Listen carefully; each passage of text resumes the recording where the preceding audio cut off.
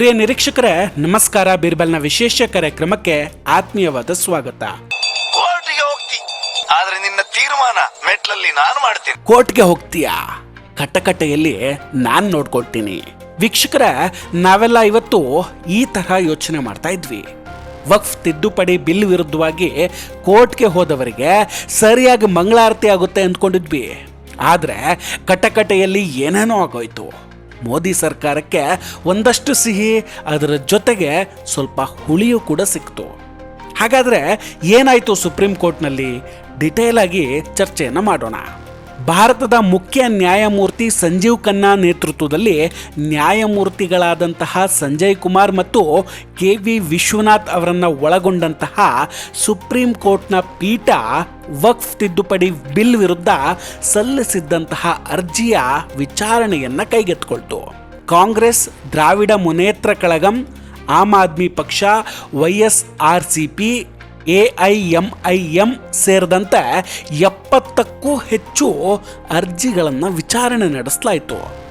ಅದೃಷ್ಟಕ್ಕೆ ಕೇಂದ್ರ ಸರ್ಕಾರ ಮೊದಲೇ ಕೇವಿಯಟ್ ಅರ್ಜಿಯನ್ನು ಸಲ್ಲಿಸಿದ್ರಿಂದ ಸರ್ಕಾರದ ವಾದವನ್ನು ಆಲಿಸದೆ ಸುಪ್ರೀಂ ವಕ್ಫ್ ವಿಷಯದಲ್ಲಿ ಯಾವುದೇ ಆದೇಶ ಕೊಡೋ ಹಾಗಿರಲಿಲ್ಲ.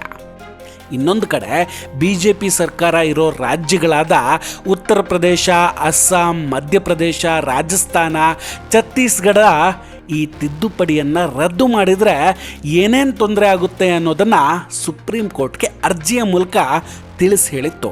ಏಪ್ರಿಲ್ 16 ಮಧ್ಯಾಹ್ನ 2:30ಕ್ಕೆ ಸರಿಯಾಗಿ ವಿಚಾರಣೆ ಶುರುವಾಗುತ್ತೆ. ಒಂದು ಕಡೆ ಕಪಿಲ್ ಸಿಬಲ್, ಅಭಿಷೇಕ್ ಮನು ಸಿಂಘ್ವಿಯಂತಹ ಘಟಾನುಘಟಿ ವಕೀಲರು ವಕ್ಫ್ ವಿರುದ್ಧ ನಿಂತಿದ್ರೆ, ಸಾಲಿಸಿಟರ್ ಜನರಲ್ ತುಷಾರ್ ಮೆಹ್ತಾ ಅವರು ಸರ್ಕಾರದ ವಕ್ಫ್ ಕಾಯ್ದೆಯನ್ನು ಸಮರ್ಥಿಸಿಕೊಳ್ಳೋಕೆ ನಿಂತಿದ್ರು. ಈ ಇಡೀ ವಿಚಾರಣೆಯಲ್ಲಿ ಒಂದು ಸಮಾಧಾನ ಏನಂದ್ರೆ, ಇಡೀ ಕಾಯ್ದೆಗೆ ತಡೆಯಾಜ್ಞೆ ಕೊಡಬೇಕು ಅಂತ ಅರ್ಜಿಯನ್ನು ಹಾಕಿದ್ರಲ್ಲ, ಆ ಕೋರಿಕೆಯನ್ನ ಸುಪ್ರೀಂ ಕೋರ್ಟ್ ಖಡಕ್ಕಾಗಿ ತಿರಸ್ಕರಿಸಿದೆ. ಮೊದಲು ನೀವು ಸಲ್ಲಿಸಿರುವಂತಹ ತಕರಾರುಗಳಿಗೆ ಕೇಂದ್ರ ಸರ್ಕಾರ ಯಾವ ರೀತಿಯಾದಂತಹ ಉತ್ತರವನ್ನು ಕೊಡುತ್ತೆ ಅನ್ನೋದನ್ನು ಮೊದಲು ನೋಡೋಣ. ಆಮೇಲೆ ಸ್ಟೇ ತರಬೇಕೆ ಬೇಡವೆ ಅನ್ನೋದನ್ನು ತೀರ್ಮಾನ ಮಾಡೋಣ ಅನ್ನೋದಾಗಿ ಕೋರ್ಟ್ ಹೇಳಿದೆ. ಆದರೆ ಪೀಠ ಕೇಳಿದ ಒಂದು ಪ್ರಶ್ನೆ ನಿಜಕ್ಕೂ ಶಾಕ್ ತರುವಂಥದ್ದಾಗಿತ್ತು.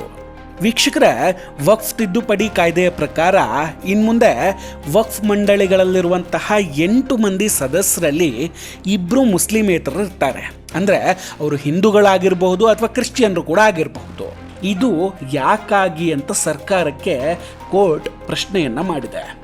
ಅದಕ್ಕೆ ಉತ್ತರಿಸಿದಂತಹ ಸಾಲಿಸಿಟರ್ ಜನರಲ್ ತುಷಾರ್ ಮೆಹ್ತಾ, ಒಂದು ಸಲಹಾ ಮಂಡಳಿಯಲ್ಲಿ ಎಲ್ಲರೂ ಮುಸ್ಲಿಮರೇ ಇದ್ದರೆ ಅದು ಹೇಗೆ ನ್ಯಾಯ ಸಿಕ್ಕಿತ್ತು ಸ್ವಾಮಿ? ಉದಾಹರಣೆಗೆ ನೀವು ಅಂದರೆ ಸುಪ್ರೀಂ ಕೋರ್ಟ್ ನ್ಯಾಯಮೂರ್ತಿಗಳ ಪೀಠ ಒಂದಿರುತ್ತೆ, ಅದರಲ್ಲಿ ಸದಸ್ಯರೆಲ್ಲರೂ ಒಂದೇ ಮತದವರಾಗ್ಬಿಟ್ರೆ ಹೇಗೆ ಅಂತ ಮರು ಪ್ರಶ್ನೆಯನ್ನು ಹಾಕ್ತಾರೆ. ಆದರೆ ಆ ವಾದವನ್ನು ಸುಪ್ರೀಂ ಕೋರ್ಟ್ ಒಪ್ಕೊಳ್ಳೋದಿಲ್ಲ. ನಾವು ನ್ಯಾಯಮೂರ್ತಿಗಳು ಇಲ್ಲಿ ನ್ಯಾಯಪೀಠದಲ್ಲಿ ಕುಳಿತಾಗ ನಾವು ನಮ್ಮ ಧರ್ಮದಿಂದ ಆಚೆ ಬಂದಿರ್ತೇವೆ.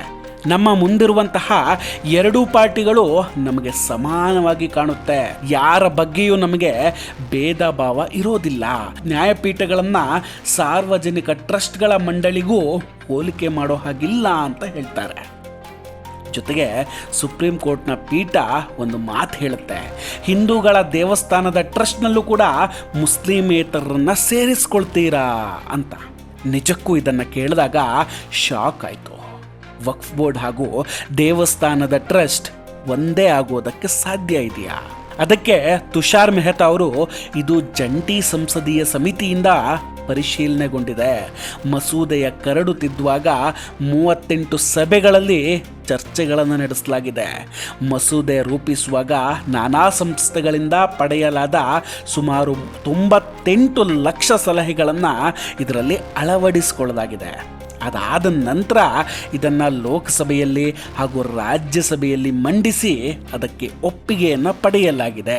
ಹಾಗಾಗಿ ಇದರಲ್ಲಿರುವಂತಹ ಅಂಶಗಳನ್ನು ಎಲ್ಲವನ್ನ ಕೂಡ ಅಳೆದು ತೂಗಿಯೇ ಸೇರಿಸಲಾಗಿದೆ ಅನ್ನೋದಾಗಿ ಹೇಳ್ತಾರೆ. ನಂತರ ಇದಲ್ಲದೆ ಸಾಕಷ್ಟು ವಿಷಯದ ಕುರಿತು ಅಲ್ಲಿ ಚರ್ಚೆ ನಡೀತು. ವಕ್ಫ್ ಬೈ ಯೂಸರ್ ಬಗ್ಗೆಯೂ ಚರ್ಚೆಗಳು ಆದವು. ಕೊನೆಯಲ್ಲಿ 17ನೇ ತಾರೀಕಿಗೆ ವಿಚಾರಣೆಯನ್ನು ಪೀಠ ಮುಂದೂಡುತ್ತೆ. ಆಗಲೇ ಹೇಳ್ದಂಗೆ ಇಲ್ಲಿ ಒಂದು ಸಮಾಧಾನ ಏನಂದರೆ ವಕ್ಫ್ ಬಿಲ್ ತಿದ್ದುಪಡಿಗೆ ಸ್ಟೇ ಒಂದು ಬಂದಿಲ್ಲ ಅಷ್ಟೇ. ಹಾಗೂ ಯಾವುದೇ ರಾಜ್ಯಗಳು ಕೂಡ ಕಾನೂನನ್ನು ವಿರೋಧಿಸುವ ಹಾಗಿಲ್ಲ. ದೀದಿ ಪಶ್ಚಿಮ ಬಂಗಾಳದಲ್ಲಿ ಈ ಕಾನೂನನ್ನು ತರೋದಕ್ಕೆ ಬಿಡೋದಿಲ್ಲ ಅಂತಿದ್ರಲ್ಲ, ಆ ಆಟಗಳು ಇನ್ನು ಮುಂದೆ ನಡೆಯೋದಿಲ್ಲ.